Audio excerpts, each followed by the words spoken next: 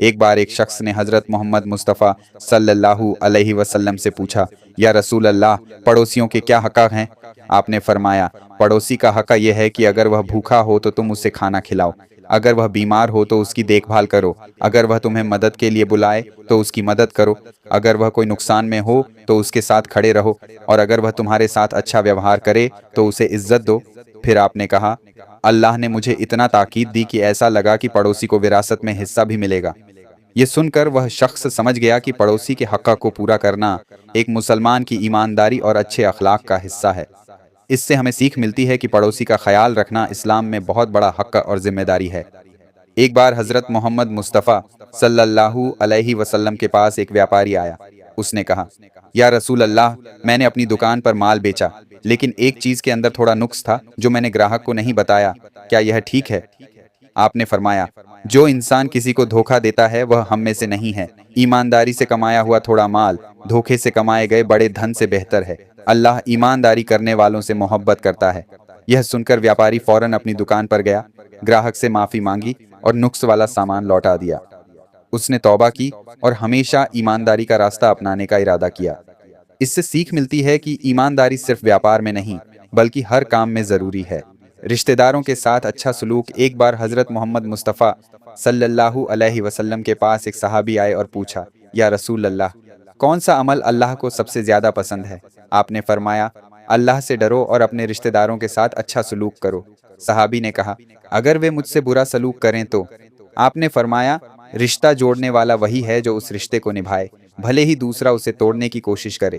یہ سن کر صحابی نے ارادہ کیا کہ وہ اپنے رشتہ داروں کے ساتھ ہمیشہ نرمی اور محبت سے پیش آئیں گے۔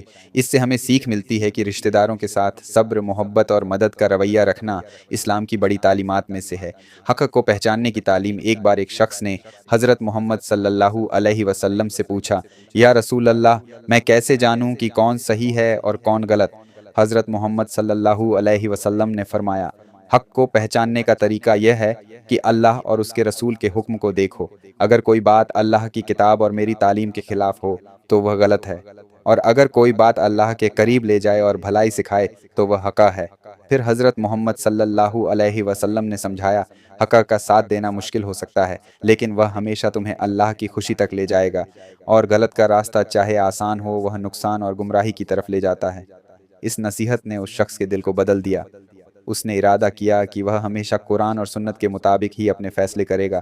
حق کو پہچاننے کا یہی طریقہ اسلام ہمیں سکھاتا ہے۔ سچ بولنے کی طاقت۔ ایک بار کا ذکر ہے، ایک چھوٹے سے گاؤں میں علی نام کا بچہ رہتا تھا۔ علی بہت ایماندار تھا اور ہمیشہ سچ بولتا تھا۔ ایک دن اس کے ابا نے اسے کھیت میں کام کرنے بھیجا۔ راستے میں اسے ایک غریب آدمی ملا جس نے کہا، بیٹا، میں بھوکا ہوں، کیا تمہارے پاس کچھ کھانا ہے؟ علی کے پاس اپنے کھانے کے لیے 2 روٹیاں تھیں۔ اس نے ایک روٹی اس آدمی کو دے دی اور خود صرف ایک روٹی کھا کر کھیت کی اور چلا گیا۔ رات کو گھر لوٹتے وقت ایک درخت کے پاس چوروں کا ایک جھنڈ چھپا بیٹھا تھا۔ چوروں نے علی سے پوچھا، تیرے پاس کیا ہے؟ علی نے بنا ڈرے کہا، میرے پاس کچھ نہیں، بس محنت سے کمائی ہوئی تھوڑی سی فصل ہے۔